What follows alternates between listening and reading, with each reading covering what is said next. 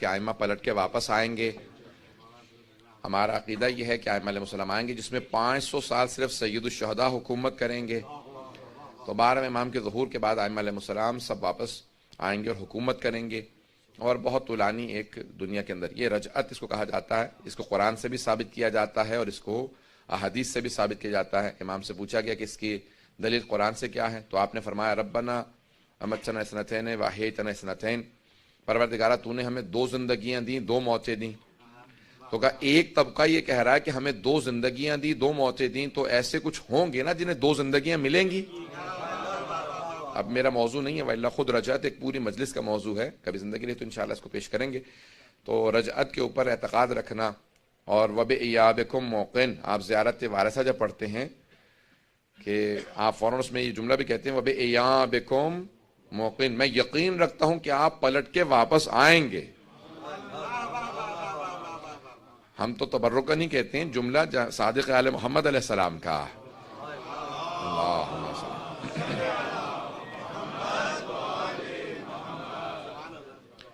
انی بکم مؤمن وبإیابکم موقن, میں آپ پہ ایمان رکھتا ہوں اور آپ کے پلٹ کے واپس آنے پہ یقین رکھتا ہوں. اب وہی کہہ سکتا ہے یقین رکھتا ہوں کہ جس کا شہود کا درجہ ہو, جو علم لدنی کا مالک ہو. تو اب وہ کہہ رہے تھے میں یقین رکھتا ہوں. ہم امام کے جملوں کو دہرا رہے ہیں, ہمارا ایمان ہونا ضروری ہے کہ امام پلٹ کے آئیں گے. عزیزان گرامی, اور اسی طرح سے پھر معاد جسمانی پہ, معاد جسمانی یعنی روز قیامت ہم جسم کے ساتھ پلٹائے جائیں گے, اس پہ اعتقاد رکھنا یہ ایمان کی علامت اشیاء کی علامت ہے کہ وہ ایمان رکھتا ہوگا کہ ہم جسم کے ساتھ محشور کیے جائیں گے. جسم کے ساتھ, صرف روحیں محشور نہیں ہوں گی, جسم کے ساتھ محشور کیے. سن رہے ہیں اس بات کو؟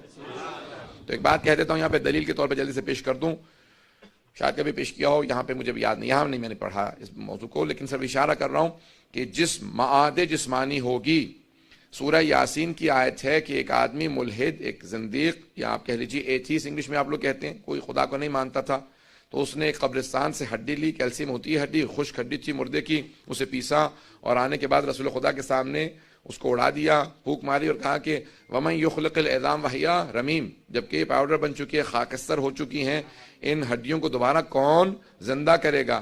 اللہ کو سوال پسند آیا, اللہ نے سوال بھی قرآن میں رکھا, جواب بھی قرآن میں دیا. اس سورہ میں جسے قلب قرآن کہا ہے, کہ قُلْ يُحْيِيهَا الَّذِي أَنشَأَهَا أَوَّلَ مَرَّةٍ وَهُوَ بِكُلِّ خَلْقٍ عَلِيمٌ, جب یہ ہڈیاں تھی ہی نہیں تو اس نے بنا دی تھی,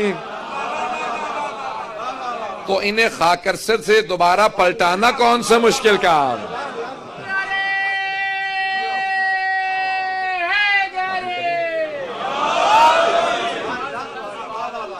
گرامی, جب تھی ہی نہیں ہڈیاں تو اللہ نے بنا دی تھی, خلق کر دی تھی. کچھ نہ ہونے سے بنانا بہت مشکل ہے, اور جو شے ہے تباہ ہو گئی ہو اسے پلٹانا کون سا مشکل کام ہے؟ اصل میں بنانا زیادہ مشکل کام ہے, پلٹانا اتنا مشکل کام نہیں ہے. عزیزان گرامی, اب کیونکہ درخواست کی ہے انتظامیہ نے مجھ سے, تو میں نے کہا تھا کہ انشاءاللہ بالکل ابتدا کے اندر اگر ایک فنڈ ریزنگ کرنا چاہتے ہیں, اگر آپ بولنا چاہیں گے تو میں ابتدائی طور پہ کہہ دوں گا کہ آج امام ضامن کے صدقے میں دیں گے, جو کچھ دیں گے امام رضا کے نام سے دیں گے. جو امام ضامن جن کا لقب صرف انہی کو امام ضامن کہا جاتا ہے, آپ امام ضامن جو مانتے ہیں وہ امام رضا علیہ السلام سے منسوب ہے, کیونکہ ضامن آہو ہیں. اب تفصیل کا وقت نہیں ہے مجھے انشاءاللہ مولا کے کچھ ایسے فضائل پیش کرنے, ایک مناظرہ پیش کرنا, تو میں تفصیل میں جاؤں گا. لیکن آج امام کے نام پہ جو کچھ دیں گے انشاءاللہ تعالی وہ امام آپ کو اس سے کئی گنا زیادہ پلٹا کے واپس کریں گے. ائمہ علیہ السلام کسی کا ادھار نہیں رکھتے, جو آپ ان کے نام پہ خرچ کر دیتے ہیں وہ آپ کو پلٹا دیتے ہیں, کئی گنا ہو کے واپس آتا ہے. تو آج میں کہوں گا کہ انتظامیہ والے جلدی سے اعلان کر لیں تاکہ پھر بات آگے. السلام علیکم. امین. آج آپ لوگوں سے گزارش ہے کہ جب سے آپ دیکھ رہے ہیں کہ ہم لوگ محرم کے پروگرام بہت کوالٹی کے پروگرام کر رہے ہیں یہاں پر, اور بچوں کے لیے انگلش کے پروگرام بھی کر رہے ہیں, تو آپ لوگوں کی فائنینشیل سپورٹ کی ضرورت ہے بہت زیادہ.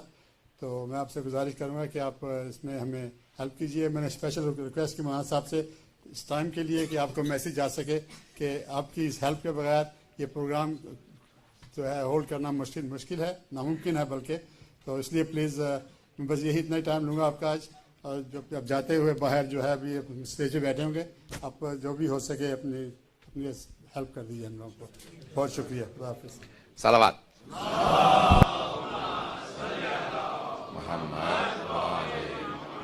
وعجل فرجهم. بہت مختصر تھا. اگر میں سمجھ رہا تھا آپ لوگ چادر وغیرہ چلائیں گے اور سب کچھ ہوگا تو اتنا اعلان میں بھی کر دیتا. میں دوبارہ تاکیداً کہہ دوں گا کہ انشاءاللہ ایک ایسے امام کہ جن کی سخاوت کے لیے اتنا جملہ کافی ہے، جس کو زیارت میں غریب الغربا کہا گیا تھا، آج وہ امیر الامراء ہے. تو وہ امام علیہ السلام سلطان العرب والعجم ہے. صرف یہ ایک امام علیہ السلام کا لقب ہے کہ سلطان العرب والعجم. امام علیہ السلام جتنا ان کے نام پہ آپ خرچ کریں گے انشاءاللہ تعالیٰ آپ دیکھیے گا کہ اسی سال کے اندر اس کے اندر کتنی برکت ہوتی ہے. جتنا امام کے نام سے آپ خرچ کریں گے انشاءاللہ مل جائے گا. صلوات پر محمد وعلی محمد.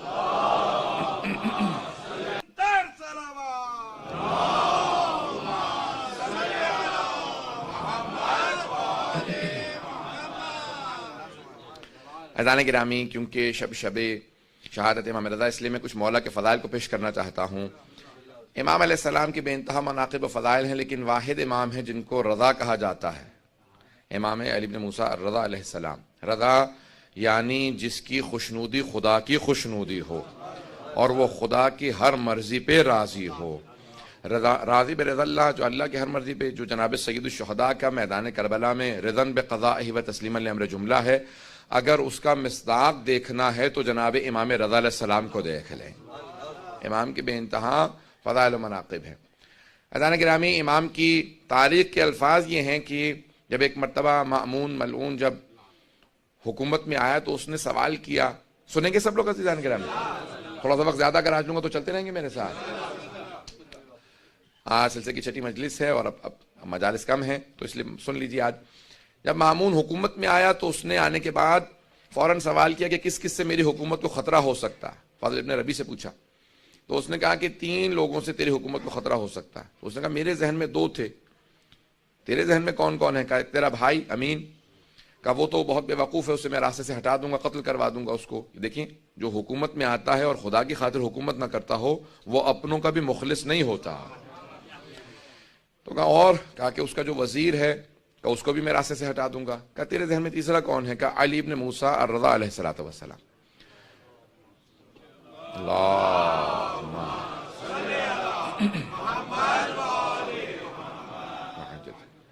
یہ کون ہے؟ ان کا میں نے نام پہلے نہیں سنا ہے. عزیزان گرامی، ائمہ کی ایک مظلومیت یہ ہے کہ ان کے زمانے میں افراد تھے اور انہیں نہیں جانتے تھے. آج سب جانتے ہیں لیکن ان کے زمانے میں ائمہ کی مظلومیت یہ ہے کہ ان کو بالکل کارنر کر دیا گیا، ان کو بالکل اس طرح سے دور کر دیا گیا معاشرے سے کہ کوئی ان کے قریب نہ جائے. کہا یہ جو حکومت تمہارے پاس ہے تمہارے اجداد نے ان کے نام پہ حاصل کی تھی، ان کے نام پہ لوگوں کو دھوکہ دیا کہ ہم بھی آل رسول ہیں، کیونکہ رسول خدا کے چچا کے بیٹے تھے بنی عباس. عباس حضرت عباس کی نسل سے تھے، یعنی حضرت عباس چچا اموی رسول خدا، نہ حضرت عباس ابن علی ابن ابی طالب، حضرت علیہ السلام کے فرزند نہیں بلکہ جناب امیر کے چچا عباس. تو کہا ان کی نسل سے ہو، تمہارے اجداد نے ان کے نام پہ کہہ کے دھوکہ دے کے حکومت حاصل کی اور اس کے بعد پھر ان کو زندانوں میں رکھا تاکہ لوگ پہچان نہ لیں کون حقدار ہے. تو اس نے کہا کہ اچھا تو یہ کیسے ہیں، دیکھنے میں کیسے ہیں، بولنے میں کیسے؟ سن رہے سب لوگ؟ کہا دیکھنے میں کیسے ہیں، بولنے میں کیسے ہیں، جب گفتگو کرتے ہیں علم کیسا ہے؟ کہا کہ جو ایک مرتبہ انہیں دیکھ لے وہ انہی کا ہو جاتا. علم ایسا ہے جب کلام کرتے ہیں ہر انسان انہیں سننا چاہتا ہے. علم لدنی کے مالک ہیں، کلام ایسے کرتے ہیں کہ ہر انسان مجذوب ہو جاتا ہے. کشش بہت زیادہ ہے اور ان کے یہ اپنے عصمت کے قائل ہیں، معصوم ہیں، اس لیے ہر طرح کی لغزشوں سے پاک ہیں، ہر طرح کی آلائشوں سے پاک ہیں. توجہ کیجئے گا، وہ اپنا عقیدہ پیش نہیں کر رہا تھا، وہ ائمہ کا عقیدہ بتا رہا تھا. کہ یہ کہتے ہیں کہ معصوم ہے اس لیے لغزشوں سے بہت پاک ہیں. کہ جو ایک مرتبہ ان سے مل لیتا ہے وہ ان کا ضرور گرویدہ ہو جاتا ہے، وہ ان کا مرید ہو جاتا ہے. کہ اور شخصیت کیسی ہے؟ کہ شخصیت بہت وجیح ہے، چہرے پہ جلال ہے، ہیبت ہے، بہت خوبصورت ہے. کہ ایک مرتبہ تو دیکھے گا تو بھی معتقد ہو جائے گا کہ ہاں یہ واقعاً زمین کا نہیں آسمان سے نازل ہوا ہوا. عام ہستی نہیں ہے، تو دیکھے گا تجھے خود اندازہ ہو جائے گا. کہ اور لوگ اگر ان سے ملتے ہیں قریب ہیں، کہ لوگوں کو ہم نے دور کر رکھا ہے لیکن جتنا لوگ ان سے ملتے ہیں ان سے قریب ہوتے چلے جاتے ہیں. کہ کہاں رہتے ہیں؟ کہ مدینہ منورہ میں رہتے ہیں، اپنے جد رسول خدا کے روضے کے قریب رہتے ہیں. کہ ان کا وہاں رہنا ہمارے لیے نقصان دہ ہے، کیونکہ جو حج پہ جائے گا مدینہ جائے گا، جو ملے گا وہ ان کا ہو جائے گا. کہ ان کو کسی طرح سے خراسان لے آؤ. اس وقت مشہد میں نہیں تھا، مشہد امام کی وجہ سے نام رکھا گیا، توس اس کا نام تھا، قریب میں مرو میں جہاں پہ اس کی حکومت کا دارالخلافہ تھا. کہا وہاں پہ ان کو منتقل کیا جائے. کہا جاؤ جا کے ان کو وہاں سے دعوت دو اور ان کو خراسان منتقل کر دو. کہا جب لے کے چلنا تو ان کو اماری میں بٹھا دینا. کہا اماری میں کیوں بٹھائیں؟ کہا کیونکہ تو نے تو کہا کہ جو ایک مرتبہ دیکھ لے وہ انہی کا ہو جاتا ہے. تو ان کو چھپا کے سفر کروانا تاکہ کوئی دیکھ نہ لے, اور شیعہ علاقوں سے مت لانا, کہیں ایسا نہ ہو انقلاب برپا ہو جائے, لوگ ہمارے خلاف بغاوت کرتے ہیں, ان کی وجہ سے ہمارے خلاف کھڑے ہو جائیں. کہ ان کو کافر علاقوں سے لانا یا ان علاقوں سے لانا جہاں پہ اہل بیت کے ماننے والے نہیں ہیں. توجہ تو ہے. جب سفر شروع ہو گیا, یہاں سے گئے, امام سے کہا کہ آپ خراسان میں آپ کو طلب کر لیا گیا. امام نے اپنے سارے بہن بھائیوں کو جمع کیا, بنی ہاشم کو جمع کیا, سادات کو جمع کیا, اور کہا دیکھو جس طرح سے جناب امیر جب گئے تھے نا مدینے سے تو جانتے تھے میں پھر واپس کوفے سے نہیں آؤں گا, جس طرح سید الشہداء گئے تھے جانتے تھے, اس طرح سے میں بتا رہا ہوں کہ میں واپس نہیں آؤں گا, یہ میرا آخری سفر ہے اور اسی کے اندر میری شہادت ہو جائے گی سفر میں. اور امام نے سب کو جمع کیا, کچھ وصیتیں کی اور چلے. جب سفر میں جانے لگے تو سب بہن بھائی بہت امام کے, خصوصاً حضرت معصومہ جو بہت زیادہ محبت کرتی تھی, بھائی سے ملی, سب بہنیں بھائی رونے لگے. امام نے کہا نہیں آپ لوگ یہیں پہ رہیں اور بعد میں آپ لوگوں کے لیے ایک سفر ہوگا, میں جانتا ہوں. اور امام سفر کے لیے چلے گئے. اماری میں بٹھایا گیا, امام کو لے جایا گیا, سفر شروع ہو گیا. جب سفر شروع ہو گیا تو مختلف علاقوں سے گزر رہے تھے. جو افراد ساتھ چل رہے تھے وہ مامون کے مامور تھے, مامورین تھے جن کو امر دیا گیا تھا, حکومت کے کارندے تھے, حکومت کے کارندے تھے. لیکن سفر میں امام رضا کے تھے, جو ہم سفر رہتا ہے کسی معصوم کا تو وہ معصوم ہی کا ہو جاتا. اب سارے مامور تھے حکومت کے, لیکن جب امام کے ساتھ چلنے لگے, کسی نے امام کی عبادت کو دیکھا, کسی نے زہد کو دیکھا, کسی نے عبادت کو دیکھنے کے بعد کہا امام کا چہرہ بتا رہا ہے یہ معصوم ہے. اب اکثر مامون کے کارندے امام کے ساتھ چلنے کی وجہ سے امام کے ہوتے چلے جا رہے تھے, جو نہیں بھی مانتے تھے وہ دل میں ماننے لگے تھے. اب کئی افراد تھے کہ نہیں ظاہری طور پہ کسی کو نہیں بتاؤں گا کہ میں ان کا ماننے والا ہوں, لیکن اب دل میں امام کو بعض بار دیکھتے تھے مسکراتے کا. اب مولا بھی جانتے تھے امام کہا اسے جاتا ہے جو دلوں کے بھید جانتا ہو. اب امام کے ساتھ جو حجت خدا ہو وہ جانتا ہے دل میں کیا. امام سفر میں ہے, مختلف سفر کے احاطوں کے اندر امام کو ایک مرتبہ نیشاپور کے اندر جب پہنچے, نیشاپور اس وقت مرکز تھا علم کا, بہت بڑے بڑے علماء شیعہ سنی وہیں نیشاپور سے گزرے ہیں. سب کے ذہنوں میں واقع ہے, مجھے صرف اشارہ کرنا ایک نتیجہ دینے کے لیے. اس مقام پہ 16,000 یا 18,000 محدثین جمع ہو گئے, اور سب کے سب ایک بات سوچ رہے تھے کہ عرب کا بہترین خاندان بنی ہاشم ہے, اور ایران کا جو بہترین خاندان تھا شاہی خاندان, اس کی بیوی جناب شہربانو بنی ہاشم کے بہترین حسین سے بیاہی گئی. آنے والا عرب و عجم کا بہترین فرد ہے. تو اب بہت سے لوگ محبت میں ملنے آئے تھے, بہت سے تعصب میں ملنے آئے تھے, بہت سے نیشنلزم کی وجہ سے مل رہے تھے. اگر توجہ ہو کہ خون بہترین خون ہے, بہت سے عقیدت کی وجہ سے ہر آدمی آ رہا تھا. کوئی شیعہ تھا جو نہیں بھی تھا, کہ یہ فرزند رسول ہیں, ان سے ایک حدیث سننا چاہیں گے. جب سارے محدثین جمع ہو گئے تو احمد بن حنبل نے اپنی مسند میں لکھا کہ جب سب محدثین جمع ہو گئے تو سب نے درخواست کی امام رضا سے کہ ایک حدیث اپنے جد رسول خدا سے بیان کر دیں. اب امام نے حدیث کو بیان کرنا شروع کیا. احمد بن حنبل اہل سنت کے 4 اماموں میں سے ایک امام ہیں. وہ کہتے ہیں کہ امام نے ایک حدیث کی سند کو بیان کیا. حدیث کی سند کو وہ سند ہے جسے سلسلۃ الذہب کہا جاتا ہے, گولڈن چین آف نریشن, جس میں تمام کے تمام افراد کہاں معصوم ہیں. اس لیے عصمت کی وجہ سے اسے سونے کی سلسلہ سند کہا جاتا, سونے کا سلسلہ سند جہاں سب معصوم ہیں. امام احمد بن حنبل کہتے ہیں, اہل سنت کے امام, وہ کہتے ہیں کہ اس حدیث کے الفاظ کو نہیں, صرف اس کی سند کو اگر دیوانے پہ پڑھ دو گے تو اسے افاقہ ہو جائے گا.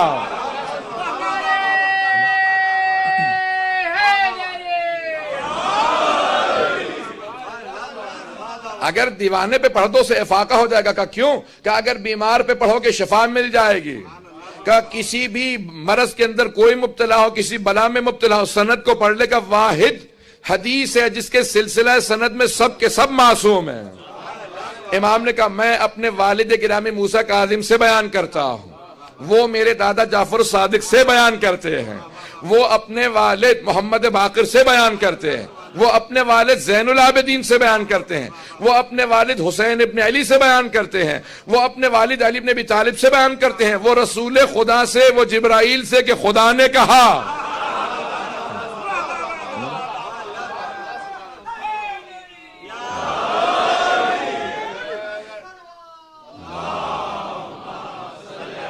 تھوڑا تھوڑا آگے تشریف لے آئیں گے.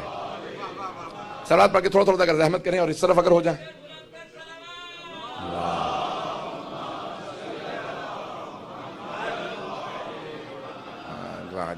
پھر بھی بابا بلند صلوات.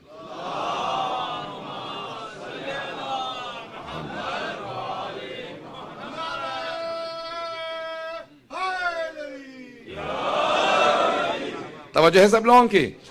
ایک مرتبہ امام نے فرمایا کہ اللہ سبحانہ و تعالیٰ کہتا ہے، یعنی حدیث قدسی ہے کہ کلمۃ لا الہ الا اللہ حسنی فمن دخل حسنی امن من عذابی. حدیث سب کے ذہنوں میں ہے، مجھے صرف نتیجہ پیش کرنا ہے کہ لا الہ الا اللہ میرا قلعہ ہے، جو میرے قلعے میں داخل ہوا میرے عذاب سے بچ گیا. امام نے یہ کہا اور آواز دی جس نے مہار پکڑ رکھی تھی.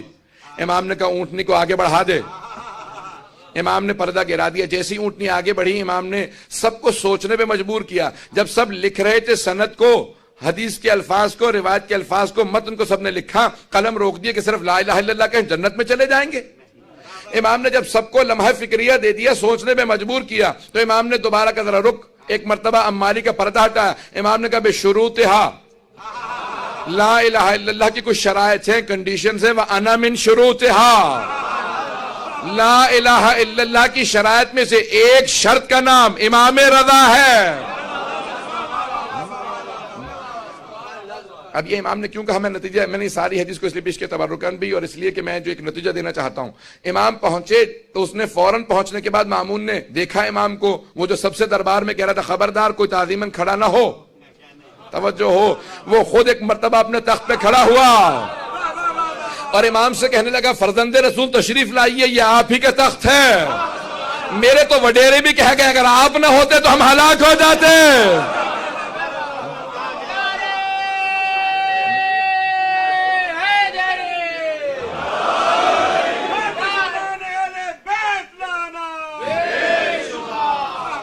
ایک مرتبہ اس نے امام کو دعوت دی. امام نے کہا تیرے تخت سے مجھے ظلم کی بو آتی ہے، میں تیرے تخت پہ نہیں بیٹھوں گا، میرے لیے ممبر لگوا دے. ایک مرتبہ ممبر لگایا گیا، وہ خود تعظیماً کھڑا ہوا، سارا دربار کھڑا ہو گیا. امام سے کہا کہ آپ کو میں اپنا ولی عہد بنانا چاہتا ہوں، کراؤن پرنس بنانا چاہتا ہوں. امام نے کہا کیسی ولی عہدی؟ جب میں جانتا ہوں کہ میں تجھ سے پہلے شہید ہو جاؤں گا اور تو جو ہے مجھے خود سے زہر دے دے گا تو پھر میں کیسی ولی عہدی قبول کروں؟ کہ نہیں آپ کو ولی عہدی قبول کرنی ہی ہوگی. امام نے کہا اگر زبردستی ہے تو پوچھ کیوں رہا ہے؟ جو تو نے لگانا میرے نام کے ساتھ لقب لگا دے. اگر پوچھ رہا ہے تو میں رد کرتا ہوں. یہ اگر توجہ ہو. امام نے کہا اگر پوچھ رہا ہے تو میں رد کر رہا ہوں، اور اگر تیری زبردستی ہے تو نے جو بھی نام لکھنا میرے نام کے ساتھ لقب لگا دے. اس نے کہا نہیں آپ ولی عہد ہیں. امام نے کہا ایک شرط کے ساتھ، کوئی فیصلہ نہیں کروں گا. بات میں نہیں پہنچا پایا. کوئی فیصلہ نہیں کروں گا. آپ سب میرے پاس آئیں کہ آپ ہمارے جج بن جائیں، قاضی بن جائیں. میں کہوں ٹھیک ہے لیکن کوئی فیصلہ نہیں کروں گا. تو اس کا مطلب ہے کون سے جج، کیسا جج؟ جب فیصلے کوئی نہیں کروں گا تو جج کس بات کا ہوں؟ امام نے کہا ولی ہے تو فیصلہ کوئی نہیں کروں گا. اس کو سمجھ نہیں آیا. اس نے کہا ٹھیک ہے قبول ہے. اس نے اس کو قبول کر لیا. کہا ولی عہدی قبول ہے، آپ ولی عہد ہیں. ایک مرتبہ ہر جگہ پہ اعلان کر دو. اب امام نے جب دیکھیں ابھی امام کیا کہہ کے آئے ہیں، بے شروطہا، لا الہ الا اللہ کی شروط میں سے ایک شرط ہوں. امام سمجھا یہ رہے ہیں کہ اس کی ولی عہدی معنی ہی کچھ نہیں رکھتی، میں توحید کی شرائط میں ہوں. جو توحید کی شرائط میں ہو، مامون کی ولی عہدی کیا معنی رکھتی ہے؟ اگر بات پہنچ رہی ہو، اس کی ولی عہدی کی حیثیت کیا ہے؟ میں توحید کی شرائط میں ہوں. یہ ایک ظالم بادشاہ ہے. اب وہاں پہ میں کیونکہ آخر میں وقت نہیں ملے گا تفصیل سے نہیں پیش کر سکوں گا. ایک مرتبہ فیصلہ آیا اس کے سامنے اور ایک آدمی کو لایا گیا کہ یہ چور ہے، اس نے چوری کی ہے. تو اس نے مامون نے فوراً چور سے سوال کیا کہ بھائی واقعی تم نے چوری کی ہے؟ اس نے کہا ہاں چوری کی ہے. کہا جانتے ہو چوری کی سزا کیا ہے اسلام میں؟ کہا ہاں ہاتھ کاٹ دیا جاتا ہے، حد جاری ہوتی ہے. کہا اچھا حد جاری ہوتی ہے، جانتے ہو پھر بھی چوری کی اور اقرار بھی کر رہے ہو؟ کہا ہاں حد جاری ہوتی ہے لیکن کون حد جاری کرے گا؟ کون میرا ہاتھ کاٹے گا؟ تو نہیں پہنچا پا رہا. کہا تو میرا ہاتھ کاٹے گا؟ ہاں میں ہاتھ کاٹوں گا. تو نے سوال کیسے کر دیا کہ میں تیرا ہاتھ کاٹوں گا؟ کیوں نہیں کاٹ سکتا، میں حاکم وقت ہوں. کہا سن، تیرے باپ نے جو بیت المال سے پیسہ چرایا تھا اس سے ایک کنیز کیوں خریدا؟ تو اس سے پیدا ہوا. تو پوری امت کی ملکیت ہے، حاکم نہیں ہے. خبردار میرے سے اونچی آواز سے بات نہ کرنا. میں امت ہوں، تو امت کی ملکیت ہے. اس نے کہا تو نے میری توہین کی ہے، جسارت کی ہے، تجھے سزا ملے گی اور ہمارا ولی عہد فیصلہ کرے گا. امام سے کہا کہ آپ فیصلہ کیجئے. امام نے کہا کیسا فیصلہ؟ کہا آپ ولی عہد ہیں، آپ فیصلہ کیجئے. امام نے کہا میں نے تو پہلے شرط رکھی تھی کوئی فیصلہ نہیں کروں گا. بات واضح ہے. میں نے تو پہلے شرط رکھی تھی کوئی فیصلہ نہیں کروں گا. اس نے کہا کہ نہیں آپ کو فیصلہ کرنا ہوگا, میرے پہ حرف آ رہا اور آپ فیصلہ نہ کریں. امام نے کہا پھر سن, جو یہ کہہ رہا ہے وہ سچ ہے. جو بیت المال سے چرا لیا جاتا ہے وہ بیت المال ہی کا رہتا ہے. جناب امیر نے یہی کہا تھا نا اپنے پہلے خطبے میں کہ اگر تم میں سے کسی کے باپ نے بیت المال سے پیسے چرا کے ماں کا مہر بھی دیا ہو تو میں واپس لے لوں گا. بیت المال سے چرا لیا جائے تو یہ نہیں ہوتا کہ بیت المال کی ملکیت نہیں رہتی. عزیزان گرامی, ائمہ علیہ السلام کا معیار بہت بلند ہے, تو ان کے شیعوں کا معیار اسی طرح سے بلند ہونا چاہیے. اگر بات پہنچ رہی ہو, اس پہ واہ واہ کہنے والے بہت کم افراد ہیں. عزیزان گرامی, ہمارے معیارات بہت بلند ہونے چاہیے. ائمہ کی عقیدت رکھنے کے نتائج ہونے چاہیے, ان کے اعتقاد, ان کی امامت پہ, ولایت پہ ماننے والے. ایک مرتبہ مامون نے سنا اور فوراً تخت سے اترا اور چلا گیا, اور اسی کے بعد اس نے فیصلہ کیا کہ اب میں ان کو زہر دے دوں گا. امام نے کہا مجھے اس بات کی پرواہ نہیں ہے, لیکن میں کبھی اپنی زبان سے کوئی ایسی بات نہیں کروں گا جس سے حق چھپا لیا جائے, ظلم کی تائید ہوتی نظر آئے. کبھی ظلم کی تائید نہیں کروں گا. سن رہے ہیں سب لوگ؟ عزیزان گرامی, آج میں امام کی جب آپ خطبہ پڑھتے ہیں شیخ طوسی کا, جس میں ائمہ علیہ السلام سے فضائل انہوں نے متعلق لکھے, تو اس میں انہوں نے رسول خدا کی دعوت نبویہ کا ذکر کیا ہے, عصمت جناب سیدہ کا, صولت الحیدریہ, حلم الحسنیہ, شجاعت الحسینی, سب کے ذہنوں میں ہے نا. والحجج الرضویہ, جب 8ویں امام کا تذکرہ آیا تو کہا حجج. حجج کہتے ہیں حجت کی جمع, احتجاجات, امام کے مناظرے, امام کی جتنی بھی دلیلیں ہیں جو ان کو پیش کیا گیا, جو پروفز امام نے دیے ہیں. اس لیے سب سے زیادہ جو مناظرے ہمارے 12 اماموں میں کیے ہیں وہ 8ویں امام نے کیے ہیں. اس لیے نہیں کہ وہ کرنا چاہتے تھے مناظرے, کیونکہ مامون انہیں نیچا دکھانا چاہتا تھا, تو ہر آدمی کو دعوت دیتا تھا مناظرہ کر لو. اگر ایک بھی مناظرہ امام رضا ہار جائیں تو کہا میری فتح ہو گئی. اب جتنے وہ مناظرے کرواتا تھا اتنا ہی امام کا علم لوگوں پہ واضح ہوتا تھا. جتنا وہ معاذ اللہ استغفر اللہ امام کو نیچے دکھانے کی کوشش کرتا تھا اتنی ہی امام کی بلندی لوگوں کے لیے واضح ہوتی تھی. بھئی قدرت کو ضد ہے, حق چھپنے نہ پائے. اب یہ حق واضح ہوتا چلا جائے. مناظرہ ہوتا تھا, امام اپنے علم کا اظہار کرتے تھے. اس لیے جتنے شیعوں میں فرقے بنے ہیں وہ 8ویں امام سے پہلے بنے ہیں. بھئی جو امام علی پہ رک گئے, چاہے وہ علوی کہلائیں چاہے نصیری کہلائیں, وہ امام علی پہ رک گئے. اس کے بعد کچھ آگے بڑھے, امام حسن کے بعد, پھر امام حسین کے بعد, پھر کوئی زیدیہ فرقہ, کوئی اسماعیلی فرقہ, آغا خانی ہوں یا بہورے ہوں, یا اسی طرح سے بعد میں واقفیہ یا فتحیہ, جتنے فرقے بنے سب کے سب 8ویں امام سے پہلے بنے ہیں. لیکن 8ویں امام کو جو مانتا ہے وہ 8ویں امام پہ رکتا نہیں ہے, وہ 12 تک سب کو مانتا ہے. کیونکہ دوسرے ائمہ علیہ السلام کو مناظرے کرنے نہیں دیے گئے. 8ویں امام نے اتنے مناظرے کیے کہ جو 8ویں کو مانتا ہے وہ 12 تک سب کو مانتا. پھر اس کے بعد کوئی فرقہ نہیں بن سکا. اہل بیت کے ماننے والوں میں پھر کوئی فرقہ نہیں بن سکا, کوئی جھوٹا دعویٰ نہیں کر سکا, کیونکہ امام نے اتنے مناظرے کر دیے تھے. اب اس بات کو پہنچا پا رہا ہوں یا نہیں پہنچا پا رہا؟ عزیزان گرامی, امام نے اتنے مناظرے کیے, اور 2 برس 2.5 برس میں امام کے مسلسل مناظرے ہیں. میں 1-2 مناظرات پیش کرنا چاہ رہا ہوں. اگر سنیں گے ایک تھوڑا سا مناظرہ طولانی ہے, اگر سب لوگ میرے ساتھ دیں گے تو میں آگے بڑھانا چاہ رہا ہوں. میں نے یہ ساری تمہید باندھی ہے اس ایک مناظرے کے لیے. باواز بلند صلوات پڑھیں.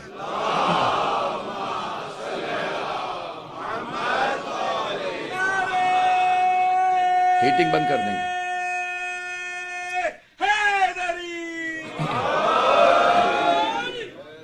عزیزان گرامی, امام کے بے انتہا مناظرے, اور مناظروں کی نوعیت یہ ہے کہ جس طرح سے بھی امام کے سامنے اگر کوئی بھی مناظرہ پیش کیا جاتا تھا تو امام علیہ السلام جیسے امام کی علامت ہے. سن رہے سب لوگ؟ علامت یہ ہے امام علیہ السلام کی کہ امام سے جب بھی کوئی سوال کرے گا تو امام مہلت نہیں مانگتے. کل آ جانا, سوچ کے بتاؤں گا, پوچھ کے بتاؤں گا, مجھے نہیں پتا ہوگا تو کسی اور سے پوچھ لوں گا. امام کی علامت یہ ہے کہ جس زبان میں سوال آئے اسی زبان میں جواب جائے, جس وقت سوال آئے اسی وقت جواب جائے. تو امام علیہ السلام نے مسلسل لوگوں کے سوالوں کے جواب دیے ہیں. تو جیسے ہی سوال کیے جاتے تھے امام فوراً جواب دیتے تھے.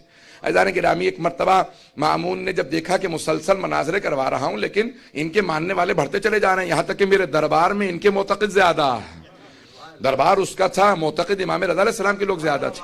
تو اس نے ایک مرتبہ بہت بڑا منصوبہ بنایا, پلان بنایا اپنے طور پہ, کیا کہ میں جتنے ادیان عالم ہیں, جتنے بھی اس وقت کے دین تھے, جتنے بھی ریلیجن تھے, کا سب کے ریلیجنز کے سب سے بڑے بڑے جو علماء ہیں ان سب کو دعوت دوں گا. ایک وقت میں تمام ادیان عالم کے جو سب سے بڑے علماء ہیں وہ ایک وقت میں آ کے امام سے مناظرہ کریں.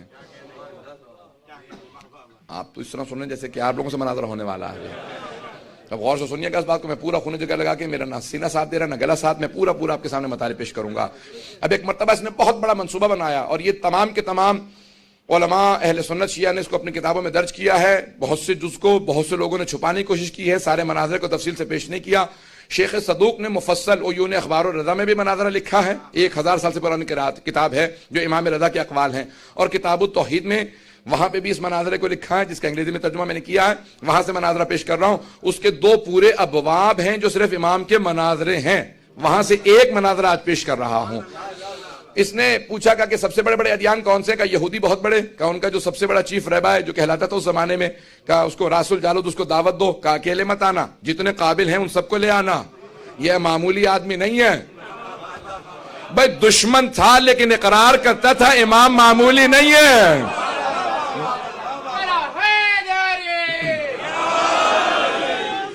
راس الجالود سے کہہ دو جو چیف رہبا ہے کہ اپنے سب بڑے بڑے جتنے بھی اس کے رہبائے ہیں ان سب کو لے آئے, اپنی کتابیں لے آئے, تیاری کر لے. اس کے بعد کہا کہ بھئی اسقف اعظم جو 8 بشپ تھا اس زمانے میں, کہا کہ اس سے کہو دعوت دو کہ جو پوپ کہہ لیں 8 بشپ کہہ لیں, کہ سب سے بڑے جو قابل ہیں اس سے کہو وہ بھی اپنے ساتھ اپنے جتنے اور دوسرے پادری ہیں سب کو دعوت دے, وہ آ جائے. کہ اسی طرح سے ہربز ہیں, ہندو ہیں, اس زمانے میں ستارہ پرست سے سابعی تھے, جتنے بھی ادیان عالم ہیں آتش پرست سے سب کو بلا لیا گیا. اور کہا کسی کو کانوں کان خبر نہ ہونے دینا, کہیں جا کے ہمارے ولی عہد کو بتا نہ دے, انہیں تیاری کا موقع نہیں ملنا چاہیے. اب اپنے طور پہ کہا جتنے بھی مسلمانوں کے جتنے فرقے ہیں سب کے بڑے بڑے علماء کو بلا لو.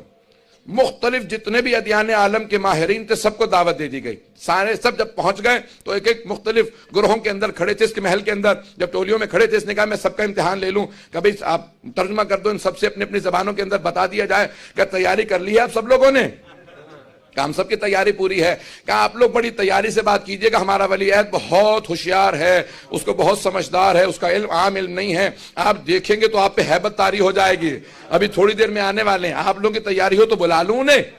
سب نے کہا ہم سب کی تیاری پوری ہے. سب لوگ اپنی اپنی کتابیں لیے کھڑے تھے. اس نے ایک مرتبہ ایک آدمی سے کہا جاؤ جا کے ہمارے ولی عہد کو محل سے بلا لاؤ. وہ جو آدمی جسے بھیجا تھا وہ امام پہ ایمان لے آیا تھا, وہ شیعہ ہو چکا تھا. اب جب جا رہا تھا بڑا گھبرایا ہوا تھا. جیسے امام کی بارگاہ میں پہنچا ہانپتا کانپتا, کہا مولا آپ کو مامون نے بلایا. امام نے اسے دیکھا, فوراً کہا بلایا مجھے ہے, گھبرایا ہوا تو ہے. بلایا مجھے ہے, گھبرایا ہوا تو ہے. کہ نہیں مولا وہاں پہ بہت سے مختلف ادیان کے بڑے بڑے علماء جمع ہیں, وہ آپ سے بحث کرنے آئے ہیں, مناظرہ کرنے آئے ہیں, سوالات کرنے آئے ہیں. امام نے کہا تو کیا ہوا, اگر سوال کرنے آئے ہیں تو تجھے کیا اپنے امام کے علم پہ شک ہے؟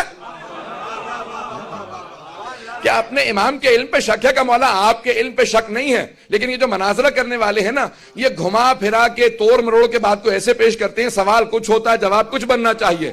امام نے کہا سن, چہرہ میرا نہیں مامون کا دیکھنے والا ہوگا. جب میں ہر عالم کو اسی کی زبان میں اسی کی کتاب سے جواب دوں گا تو اس وقت مامون کا چہرہ دیکھنے والا ہوگا. تو آپ بہت خوش ہوا, کہا کہ مولا آپ سب کو ان کی زبان میں جواب دیں گے؟ امام نے کہا ہاں انہی کی کتابوں سے جواب دوں گا. کہ ایک سوال میں تجھ سے کرنا چاہتا ہوں, کیا تمہیں بھی سمجھ ہے مامون نے مناظرہ کیوں رکھوایا؟ کہ مولا اگر برا نہ منائیں تو سچ سچ بتاؤں. امام نے کہا تجھے جانتا ہے ہم چاپلوسی نہیں جانتے, ہم چاپلوسی نہیں سننا چاہتے, یعنی مجھے خوش آمد مت کرنا, جو بات ہے میں جاننا چاہتا ہوں میرے شیعہ کس حد تک بابصیرت ہے. کہا مولا یہ آپ کو نیچا دکھانا چاہتا ہے. امام نے کہا بس یہی میں چاہتا ہوں کہ تمہیں ادراک ہو, یہ میرا چاہنے والا نہیں ہے, یہ میرا دشمن ہے. یہ چاہتا یہ ہے کہ کسی طریقے سے مناظرہ ہو اور میں ہار جاؤں. ایک مرتبہ آئیے میں اپنے الفاظ میں اپنے انداز سے پیش کروں گا. امام چلے, کیسے چلے ہوں گے؟ اب بن کا امام, پوری کائنات کا امام, مولائے کائنات ہیں, اپنے زمانے کے حجت خدا ہیں. امام نے ولایت کا امامہ سر پہ رکھا, امامت کی ابا کاندھوں پہ رکھی, تولا کی تسبیح لی, تبرہ کا ڈنڈا لیا, اور ایک مرتبہ نعلین زیب تن کیے. امام نے اپنا پٹکا باندھا, جب چلنے لگے تو زمین قدموں کے بوسے دینے لگی, آسمان سر پہ سایہ کرنے لگا, جہان سے لبیک کی صدائیں آنے لگی. امام نے چل کے بتایا امامت کا وارث آ رہا. ایک مرتبہ تمام دربار جو کھڑے تھے کھڑے رہ گئے، جو بیٹھے تھے وہ بھی تعظیماً کھڑے ہو گئے۔ مامون نے اشارہ کیا، امام نے کہا ذرا میرا منبر دور کر دو، تیرے تخت سے قریب ہو تب بھی مجھے گوارا نہیں۔ ایک مرتبہ تھوڑا سا منبر کو دور کیا، امام آئے اور آنے کے بعد بیٹھ گئے۔ مامون نے کہا فرزند رسول، یہ اپنا رسول اللہ، یہ بہت سے لوگ آپ سے کچھ سوالات کرنے کے لیے آ گئے ہیں۔ یہ نہیں کہا میں نے منصوبہ کر کے مناظرہ رکھوایا ہے، کہا یہ کچھ سوالات کرنے کے لیے آ گئے ہیں، اگر آپ برا نہ منائیں تو سوالوں کے جواب دے دیجیے۔ امام نے مسکرا کے مجمع کو دیکھا، کہا آپ لوگ پہلے سوال کرنا چاہیں گے یا میں پہلے سوال کر لوں؟ یعنی امام نے بتا دیا میں جانتا ہوں مناظرے ہی کے لیے آئے ہو، چاہے تو آپ پہلے سوال کر لیں، چاہے تو میں پہلے سوال کر لیتا ہوں۔ وہ بہت گھبرائے کہ ایک اکیلا آدمی اتنے مجمع کے سامنے اتنی خود اعتمادی رکھتا ہے، اگر اسے اپنے علم پہ اتنا کانفیڈنٹ ہے، اتنا اعتماد ہے کہ چاہے تو ہم سوال کریں چاہے تو یہ سوال، کہ ہم تو بہت زیادہ ہیں، کیوں نہیں آپ ایک ایک سوال کر لیتے؟ ایک ایک دین کے ماننے والے سے کیوں نہیں آپ خود ایک ایک سوال کر لیتے؟ امام نے کہا اچھا تو میرا پہلا سوال عیسائیوں سے ہے، کرسچن سے میرا پہلا سوال ہے۔ آج بشپ متوجہ ہوا امام کی طرف۔ امام نے کہا میرا پہلا سوال تم سے ہے، کیوں؟ کیونکہ توحید اصول دین میں پہلے ہے اور یہاں توحید کا مسئلہ تھا۔ امام نے کہا کہ بھئی تمہارا عقیدہ کیا ہے؟ انہوں نے کہا کہ ہم اللہ کو مانتے ہیں اور عیسیٰ کو ابن اللہ مانتے ہیں، سن آف گاڈ مانتے ہیں۔ ہم خدا کو مانتے ہیں کہ خدا ہے، لیکن ہم حضرت عیسیٰ کو ابن اللہ مانتے ہیں، سن آف گاڈ مانتے ہیں۔ ہم یہ کہتے ہیں کہ اللہ کا بیٹا ہے جناب۔ سن رہے ہیں سب لوگ؟ سنیں گے مناظرہ؟ شاید میں نے پہلے پیش کیا ہو آپ کے سامنے، لیکن آج سن لیجیے، میں پہلے پیش کر چکا ہوں ظاہرہ۔ عزیزان گرامی، ایک مرتبہ جناب امام رضا نے کہا کہ کیا مانتے ہو؟ کہ ہم حضرت عیسیٰ کو اللہ کا بیٹا مانتے ہیں، ابن اللہ مانتے ہیں۔ کہا میں بھی حضرت عیسیٰ کو مانتا ہوں، لیکن حضرت عیسیٰ اللہ کے نبی تھے، اللہ کے بندے تھے، عبداللہ تھے، ابن اللہ نہیں تھے۔ انہوں نے کہا یہ آپ کا عقیدہ ہے، ہمارا عقیدہ ہے وہ ابن اللہ تھے۔ ابن ذہن میں رکھیے گا، ابن اللہ، ابن کہتے ہیں بیٹے کو، وہ اللہ کے سن آف گاڈ تھے۔ آج بھی یہی کہتے ہیں نا، the father, the son, the whole۔ اب یہ جناب عیسیٰ نے، جناب امام رضا علیہ السلام نے کہا کہ ہمارا عقیدہ یہ وہ عبداللہ تھے، اللہ کے بندے تھے، عبدہ و رسولہ۔ امام نے فوراً متوجہ کیا، امام نے کہا میں حضرت عیسیٰ کو مانتا ہوں، حضرت عیسیٰ اللہ کے نبی تھے، جناب عیسیٰ بہت عبادت گزار تھے، لیکن جناب عیسیٰ ایک ان میں کمی تھی کہ وہ نماز روزے کے چور تھے۔ یہ جملہ کہنا تھا جیسے آپ خاموش ہیں، سارا مجمع خاموش ہو گیا، عیسائی کو آگ لگ گئی۔ اس نے کہا کس نے آپ کو مسلمانوں کا عالم کہہ دیا ہے؟ جناب عیسیٰ نے پوری زندگی کبھی رات میں آرام نہیں کیا، پوری رات نماز پڑھتے تھے، دن میں کبھی کھانا نہیں کھایا، پوری زندگی روزے رکھے۔ جس نے پوری زندگی نماز اور روزے میں گزار دی، آپ نے اسے نماز روزے کا چور بنا دیا۔ امام نے کہا اچھا تو تم مانتا ہے؟ میں مناظرہ اسی کا نام ہے۔ امام نے کہا اچھا تو مانتا ہے کہ حضرت عیسیٰ عبادت کرتے تھے؟ نماز اور روزہ کیا ہے؟ کہا عبادت۔ کہا بھئی جو عبادت کرتا ہے وہ عبد ہوتا ہے، ابن نہیں ہوتا۔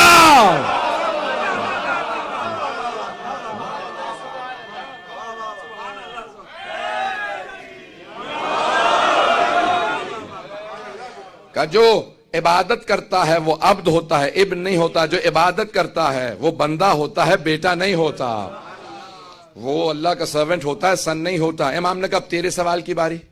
تو اس نے کہا آپ نے مجھے سوال لائق چھوڑا ہی کہاں ہے؟ ہمارے پورے دین کی بنیاد ہی ابن اللہ ہونے پہ ہے، جبکہ اللہ کا بیٹا ہے۔ جب آپ نے ہماری بنیادی ختم کر دی، میرے پاس کوئی سوال نہیں ہے۔ امام فوراً متوجہ ہوئے یہودیوں کی طرف، کہا یہودیوں تم حضرت موسیٰ تک سارے انبیاء کو مانتے ہو، ان کے بعد آنے والے انبیاء کو نہیں مانتے، اس کی وجہ کیا؟ کہا کیونکہ بعد والے انبیاء نے ویسے معجزات نہیں دکھائے جیسے جناب موسیٰ نے معجزات دکھائے تھے۔ امام نے کہا نہیں، ان سے بھی بڑے بڑے معجزات دکھائے۔ جناب عیسیٰ نے مردوں کو زندہ کر دیا، ختم مرتبت نے چاند کے بھی تو ٹکڑے کر دیے۔ کہا جناب موسیٰ کے دو ہی معجزات تھے نا، تم یہی دو معجزات مانتے ہو کہ اپنے ہاتھ کو جیب میں ڈالتے سے نکالتے نور نکلتا تھا اور عصا کو زمین پہ پھینکتے اژدہا میں تبدیل ہو جاتا، یہی دو معجزات تھے؟ کہا ہاں۔ کہا بعد والے انبیاء نے اس سے بڑے معجزات دکھائے۔ کہا لیکن وہ معجزات ہم نے خود نہیں دیکھے، ان دوسرے انبیاء کے ماننے والوں نے بتائے، ہم نے خود تو نہیں دیکھے۔ امام نے کہا اچھا تو حضرت موسیٰ کے معجزات تو نے خود دیکھے؟ توجہ ہو، کیا حضرت موسیٰ کے معجزات خود دیکھے ہیں؟ کہ خود نہیں دیکھے، مستند کتابوں میں آئے ہیں، اتھینٹک بکس میں آئے ہیں، مستند کتابوں میں لکھے ہیں کہ حضرت موسیٰ کے دو معجزات تھے، جناب موسیٰ کے یہ دو معجزات۔ امام نے کہا اچھا تو اگر مستند کتابوں میں بعد والے انبیاء کا تذکرہ موجود ہو تو مان لے گا؟ بھئی اگر تو نے خود نہیں دیکھا تو اگر مستند کتابوں میں ہو تو مان لے گا؟ کہا ہاں مستند آپ کے نزدیک نہیں، ہمارے نزدیک۔ امام نے کہا کہ اچھا اگر تیرے نزدیک مستند کتاب سے حوالہ دوں تو مان لے گا؟ کہا ہاں اگر ہمارے نزدیک مستند ہو تو مان لوں گا۔ امام نے کہا کہ اچھا تو خود بتا تمہارے نزدیک سب سے مستند کتاب کون سی ہے؟ اس نے کہا ہمارے نزدیک تو توریت ہی ہے، چھوڑا از دا موسٹ اوتھینٹک، ہمارے نزدیک توریت سب سے مستند کتاب ہے۔ امام نے کہا اچھا اگر تجھے توریت سے ان کے حوالے دکھا دوں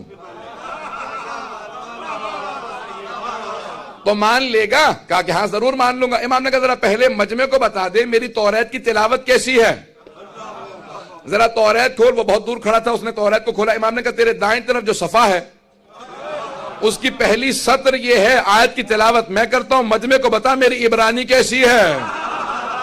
امام نے تلاوت شروع کی، اس نے سننے کے بعد کتاب کو بند کر دیا، کہا آپ وہاں بیٹھے ہیں میں یہاں کھڑا ہوں، آپ کو پتا کیسے چلا میں نے صفحہ کون سا کھولا؟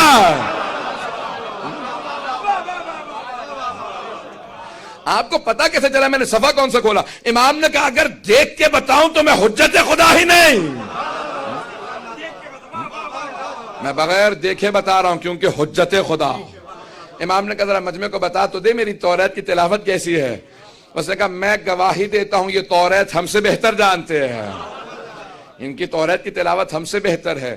امام نے کہا کہ اچھا میں اب حوالہ دے رہا ہوں، کتاب کا نام تمہارے اس میں مختلف جیسے چیپٹرز ہیں، قرآن کے اندر سورے ہیں، وہاں پہ ان کے چیپٹرز ہیں۔ امام نے کہا حبقوق ہے، آیت 11 سے لے کے 19۔ امام نے اس وقت حوالہ دیا جب میں ترجمہ کر رہا تھا، میں بڑا گھبرا رہا تھا کہ بھی کیونکہ وہ تحریف شدہ کتابیں توریت، زبور، انجیل، تو میں نے کبھی انہوں نے نکال دیا ہوگا، آگے پیچھے ہو گیا ہوگا، تو اب میں بہت پریشان تھا۔ میں نے کبھی اسی وقت رات کا وقت تھا، میں نے کہا جا کے دیکھ لوں، تو میں نے gospel.com اور گیٹ وے ٹو بائبل اس میں پوری جا کے فوراً تلاش کرنا شروع۔ امام نے عربی میں وہاں پہ تلاوت کی تھی، میں نے عربی کے جملوں کو پیش کیا کیونکہ وہ ترجمہ کتاب عربی کی ہے، تو امام نے ان کو حوالہ دیا، انہوں نے عربی میں لکھا۔ اب جیسے ہی میں نے ٹائپ کیا تو اس کے اندر وہ جو ترجمہ تھا وہ باقاعدہ انگلش میں آ گیا۔ تو ہم ایسے امام کی امامت کے قائل ہیں جن کی نگاہیں 1200 سال پہلے دیکھ کے بتا دیتی ہیں کہ جب توریت کو تحریف کیا جائے گا، تبدیل کیا جائے گا، کون سی آیات باقی رہیں گی، کون سی نکال دی جائیں گی۔ امام رضا وہ امام ہے جنہوں نے وہ حوالے دیے کہ تحریف کے بعد بھی حوالے باقی ہے۔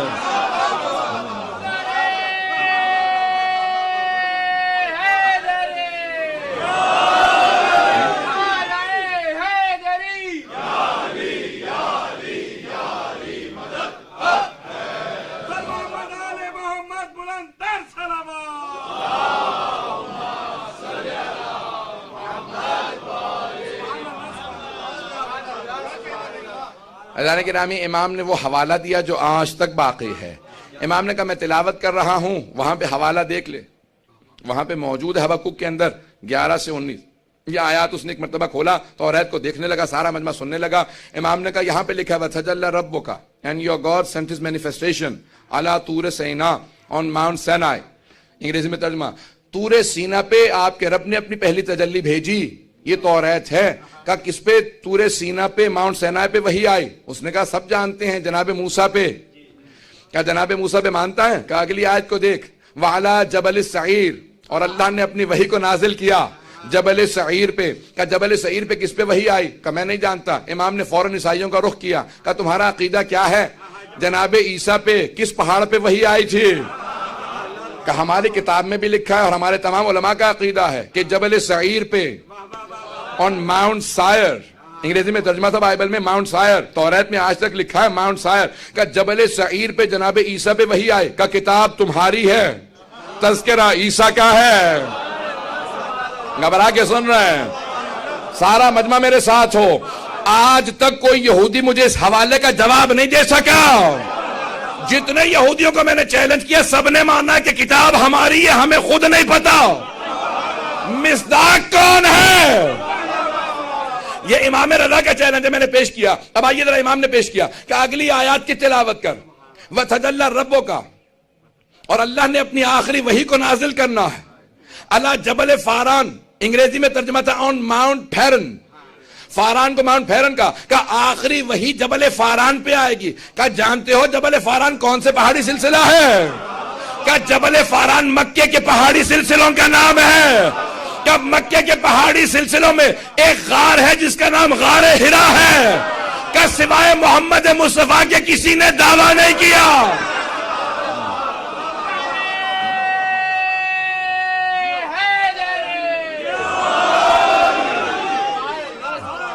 کہ سوائے ہمارے نبی کے کسی نے دعویٰ نہیں کیا مجھ پہ غار ہرا میں وحی نازل ہوئی ہے. کہ غار ہرا جبل فاران میں ہے. ایک مرتبہ اس نے کتاب کو بند کیا کہ یہ آپ کو سارے حوالے ہماری کتابوں کے کیسے یاد ہیں؟ امام نے کہا ذرا آگے چل، اور بھی لکھا ہے اس آخری نبی کو موسیٰ سے نسبت ہوگی، ان کے وصی کو ہارون سے نسبت ہوگی. جیسے موسیٰ کی زوجہ نے ان کے وصی کے خلاف خروج کیا تھا، ویسے آخری نبی کی زوجہ ان کے وصی کے خلاف خروج کریں گی. جیسے موسیٰ کے 12 وصی تھے، آخری نبی کے 12 وصی ہوں گے. ان میں یہ صفات ہوں گی، یہ خصائل ہوں گے، یہ فضائل ہوں گے. کہ آپ کو کیسے پتا؟ امام نے کہا جو معجزہ تو کہے گا میں دکھاؤں گا. کہ کیسے دکھائیں گے؟ کہ ان 12 میں سے 8واں میں ہو.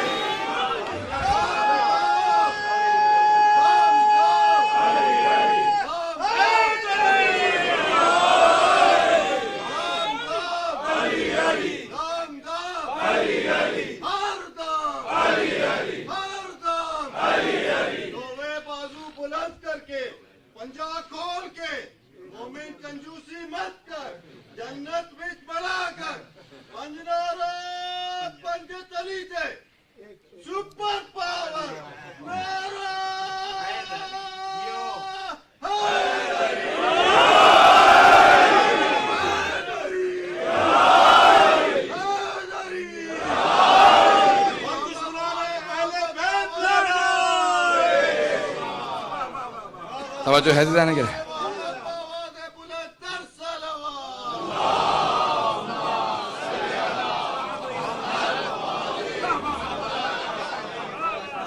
امام نے کہا جس معجزے کو کہے گا میں تجھے معجزہ دکھاؤں گا، جس معجزے کو تو کہہ دے گا میں وہ معجزہ دکھاؤں گا.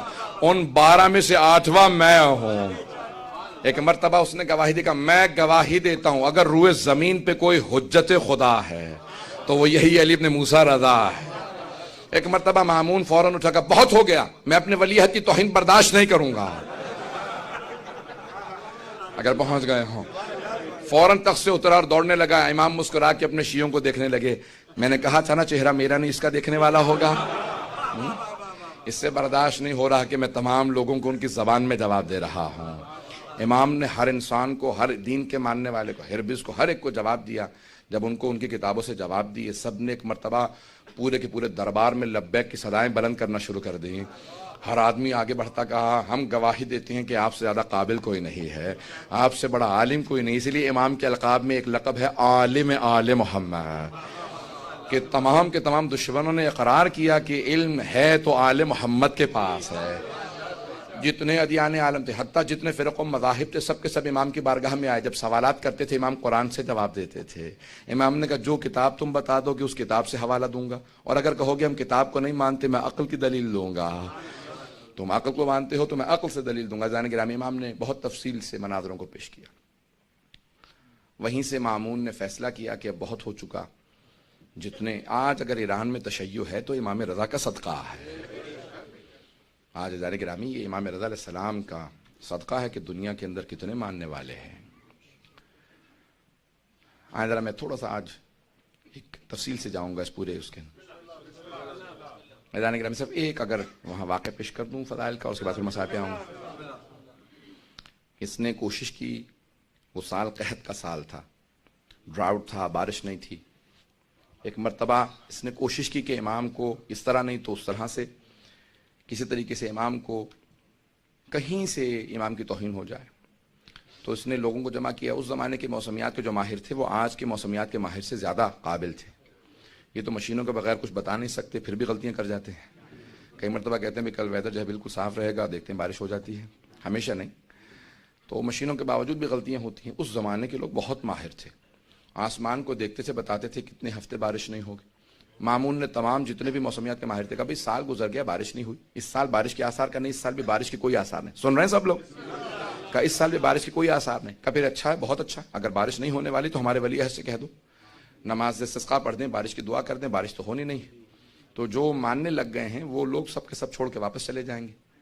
اذان گرامی اب دیکھیے کتنے بدبخت تھے کہ دیکھنے کے باوجود بھی ایمان نہیں لا رہے ہیں. کتنا بغض و عناد تھا کہ سب کچھ دیکھ لیا، سن لیا، کہا بھی جس طرح سے ہو سکے. اب اس نے کہا کہ بھی امام رضا علیہ السلام کو بلاؤ. پوچھا کہ فرزند رسول بارش نہیں ہو رہی ہے، آپ نماز استسقا پڑھ دیں گے؟ کہاں پڑھ دوں گا، لیکن ایک شرط ہے، میرے جد رسول خدا اور میرے دادا علی مرتضیٰ دونوں نماز استسقا سے پہلے 3 روزے رکھا کرتے تھے، تو میں 3 دن روزہ رکھوں گا، اس کے بعد نماز پڑھاؤں گا، لیکن میدان میں.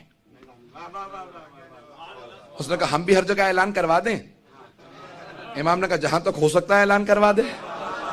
کہا دور و نزدیک سب جگہ؟ امام نے کہا ہر جگہ اعلان کروا دے. بہت خوش. کہا پورے خراسان میں اعلان کر دو، ایک ہی دفعہ جتنے شیعہ ہوئے سب پلٹ جائیں گے. پورا سال، یہ بھی سوکھے کا سال ہے، یعنی بارش نہیں ہوگی. امام نے 3 روزے رکھے. اس 3 دن کے دوران ہر جگہ پہ بات پھیل گئی کہ فرزند رسول خود باہر آنے والے ہیں. اب وہ خواتین اور بچے جنہوں نے دیکھا نہیں تھا، جو دیکھنے کے مشتاق تھے، وہ مرد جو گھروں جا کے بتاتے تھے، گھروں میں بتاتے تھے کہ جب ہم امام کے چہرے کو دیکھتے ہیں تو ہمیں عظمت کا احساس ہوتا ہے. ایسا نورانی چہرہ اب ہر آدمی دیکھنا چاہتا تھا. کہا یہ ہمارا ایک ہی موقع ملنے والا ہے، امام تشریف لانے والے ہیں.